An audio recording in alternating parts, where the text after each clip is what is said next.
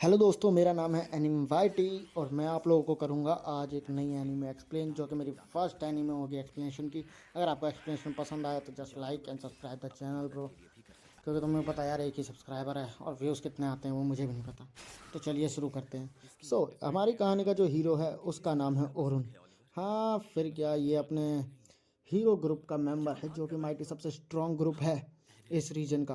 अब इसको यहाँ से निकालने की बात चल रही होती है। ये अपने आप को एक्सप्लेन भी बहुत करता है लेकिन ये लोग इसका मजाक उड़ा के निकाल देते हैं। अब वो कारण ये हो सकता है कि शायद पिछले किसी इवेंट में इसने कुछ गलत कर दिया हो। फिर क्या है, गुस्से में दोबारा डंजन आ जाता है जहाँ पे अब कुछ लड़के बात कर रहे होते हैं कि वो किसी नई लड़की को जो इनकी ग्रुप में शामिल हुई थी उसको छोड़ आए हैं। फिर क्या, हमारा हीरो गुस्सा आता है और वो उसे बचाने चले जाता है और वहाँ पे वो लड़की वाकई में काफ़ी स्ट्रगल भी कर रही होती है। फिर जब हमारे हीरो की वहाँ पे एंट्री होती है तो वो मोस्टली जो जो मॉन्स्टर उस पर हमला कर रहा था उसको तो वो ठिकाने बड़े इजीली लगा देता है, क्योंकि देखो हमारे जो मेन कैरेक्टर है उसके पास में मैजिक भी है प्लस वो स्वॉर्ड्समैन भी है। तो ये बड़ी बात है, ये देखो पहले। ठीक है, फिर क्या वहाँ पे और बहुत सारे आ जाते हैं तो अब वो अपने मैजिक को अपने तलवार के अंदर ट्रांसफ़र कर देता है और फिर क्या, एक एक एक करके वो सबको ठिकाने लगा देता है और उसकी पावर वाकई में बहुत तगड़ी होती है जिसको देख के लड़की चौंक जाती है। और फिर जब वो बच के दोनों बाहर आते हैं तो वो हमारा हीरो और उन कहता है कि अब तुम अपने घर जा सकती हो। बट वो कहती है कि नहीं, आप, अब मैं अकेले घर नहीं जाऊंगी, आपको आज हमारे साथ डिनर करना पड़ेगा। फिर क्या, ये आ जाता है उसके साथ में और इसको यहाँ पे आकर पता चलता है कि ये रेड रैबिट ग्रुप की, हाँ जी, ये ग्रुप माइटी सेकंड नंबर पे है सबसे स्ट्रॉन्ग ग्रुप में इस रीजन में। तो सेकंड नंबर पे ये ग्रुप है।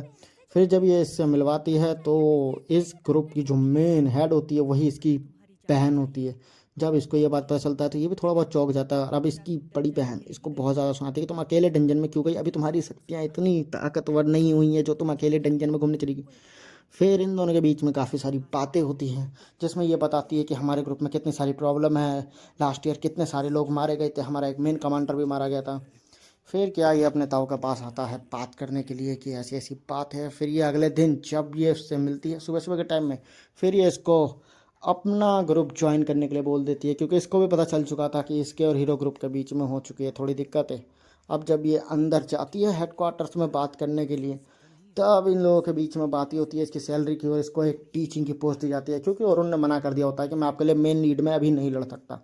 फिर क्या, अगले दिन ये लोग आते हैं वहाँ पे और इसको इसका ग्रुप भी दे दिया जाता है टीचिंग के लिए कि भाई अब तुम इन बच्चों को संभालो। और सबसे भयानक बात तो यह है कि ये सबसे घटिया ग्रुप होता है इसका। जिस बच्चे को इसको सिखाना है वो सबसे घटिया कह सकते हो, लेकिन फिर भी मे भी वो बच्चे फिर भी काफ़ी अच्छा कर जाते हैं इसके अंदर। स्टार्टिंग में जब वो उनको सिखाने लग जाता है तो वो उनको फ्री कर देता है कि तुम अपनी शक्तियों का अपने हिसाब से इस्तेमाल करो, फिर मैं बताऊंगा। वो लोग काफ़ी ज़्यादा गड़बड़ कर रहे होते हैं मे बी, बट उसमें भी एक लड़की काफ़ी अच्छा कर रही होती है क्योंकि उसकी बैटल स्किल सबसे अलग होती है। देखो जी, बाकी जो अटैकर होते हैं ना उनके पास होती हैं कि तलवार, बड़ी बड़ी तलवारें जिससे वो अटैक करते हैं, बट इसके पास थे दो छुरे जिससे ये अटैक करती है, और एक के पास था मैजिक लेकिन वो उसको ज़्यादा कंट्रोल नहीं कर पाती थी।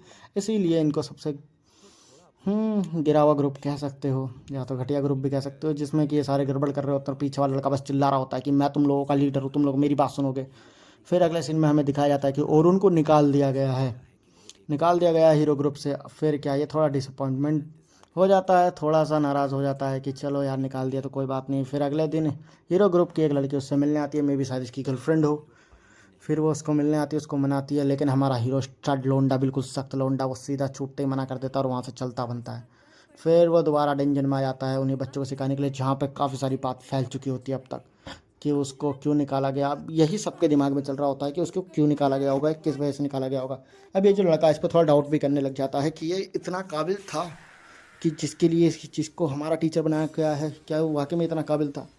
ठीक है, फिर क्या, ये लोग अंदर आते हैं, वहाँ पे ये लोग काफ़ी ज़्यादा मतलब अच्छे तरीके से फाइट करते हैं और आज इनकी फ़ाइट देख के काफ़ी ज़्यादा इम्प्रेस होता है। और उन क्या, वाह, अब तो ये लोग अच्छे तरीके से सीख रहे हैं।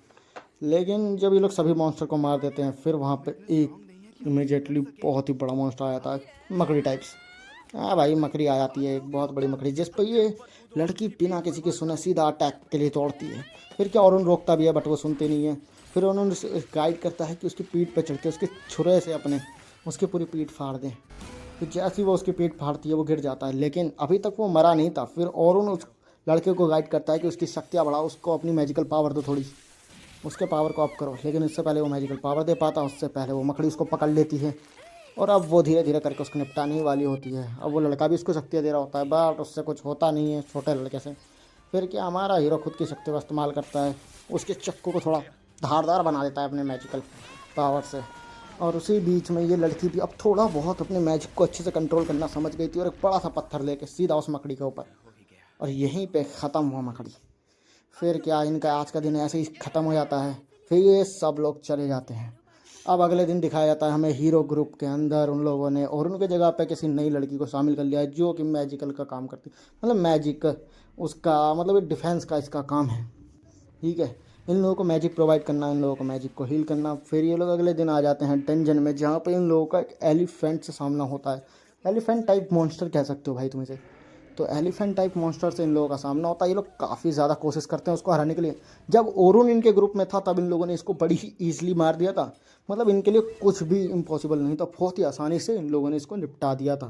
लेकिन आज इनमें से किसी की भी शक्ति इतनी काबिल नहीं है कि ये लोग इसको अकेले ही हरा सके, क्योंकि जब ओरुन इनको अपनी मैजिकल पावर देता था तो इनकी शक्तियाँ 50% अप हो जाती थी। और जब ये लोग इस पर गुस्सा कर रहे होते हैं लड़की पे, उतनी ही देर में यहाँ पर आ जाता है द ड्रैगन। और ड्रैगन को देख के ही इन सब के तो तोते उड़ जाते हैं, बिल्कुल तोते उड़ जाते हैं। फिर क्या, अब देख लो भाई, एलिफेंट के सामने ड्रैगन कितना बड़ा है। जहाँ इन लोगों पे एलिफेंट नहीं मारा गया, वहाँ ये लोग ड्रैगन क्या ही मारेंगे। फिर ड्रैगन इन पर अटैक करता है और ये लोग अपनी जान बचाने के लिए इधर उधर भागने लग जाते हैं।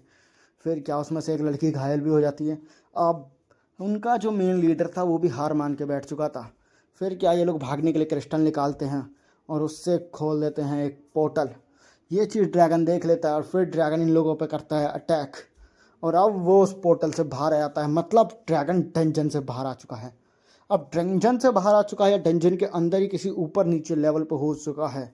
अब मुझे पता है, जाहिर सी बात है, अब डंजन के अंदर काफ़ी सारे लोग प्रैक्टिस करते हैं, और अगर वो गलती से अपर लेवल पे चला गया होगा तब तो सबकी जान खतरे में। वो लोग वहाँ से निकल जाते हैं और उनको भी याद कर रहे होते हैं बहुत ज़्यादा।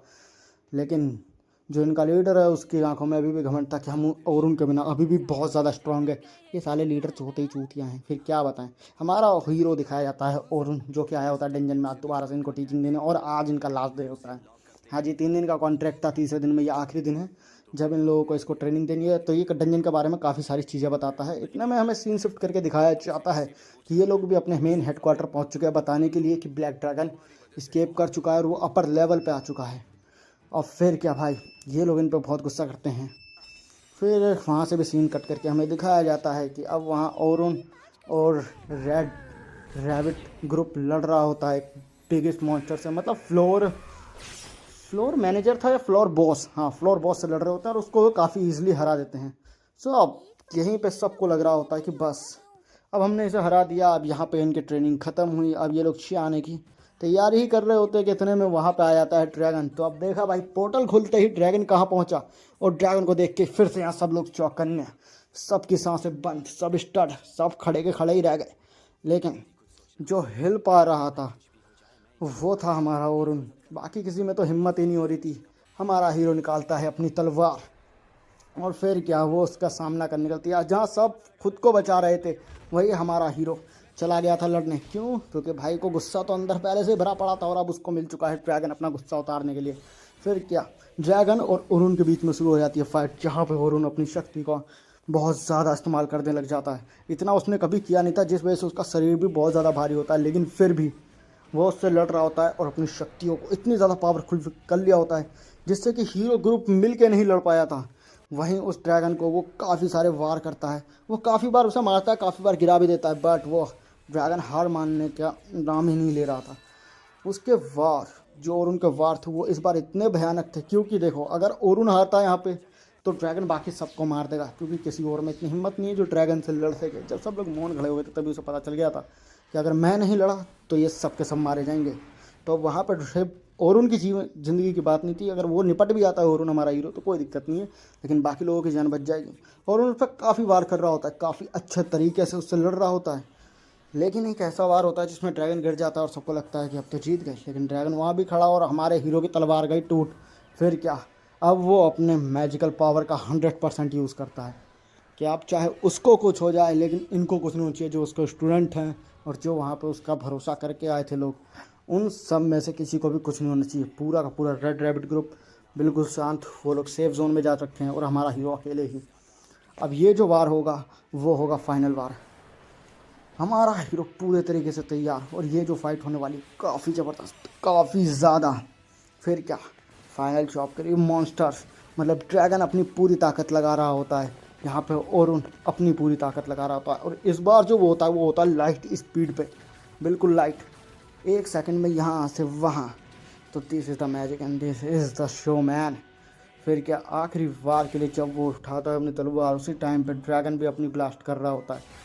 अब यहाँ से भाई दो ही चीज़ निकल के आ सकती है, या तो हमारा हीरो मरेगा या तो ड्रैगन। फिर क्या, वहाँ पे वार लगता है और ड्रैगन पूरी तरीके से ख़त्म, पूरी तरीके से। अब हमारे हीरो का भी कुछ अता पता नहीं चल रहा होता है, लेकिन फिर एक धुएं में एक परछाई चमकती है, जो कि होता है हमारा हीरो और जो कि जिंदा होता है, और उसने उस ड्रैगन को हरा दिया होता है। और इसी के साथ ये पार्ट यहीं ख़त्म होता है। अगर आपको पसंद आया तो just like and subscribe the channel.